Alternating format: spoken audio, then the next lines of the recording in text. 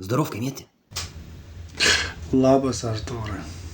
Klausyk, Petrai, nuvežam eksperimentinį išmanų televizorių Vytukui, a? Bet šaibos pinigai turi būti iš karto.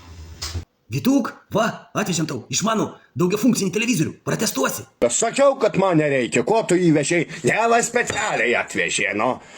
Blet, nu čia tai jebau. Taigi pratestuok tu jį, pasižiūrėk, kiek daug jis moka.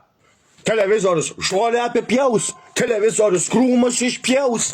Nu, tai va. Ašgi sakiau, kad jis išmanus ir daugiafunkcinis. Tas pats kaip žmogus užduchyta, žinai, būtų. Jis net ir bobą tau gali atstot.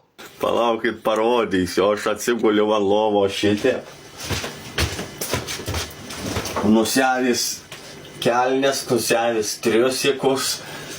Atsiguliau šitie.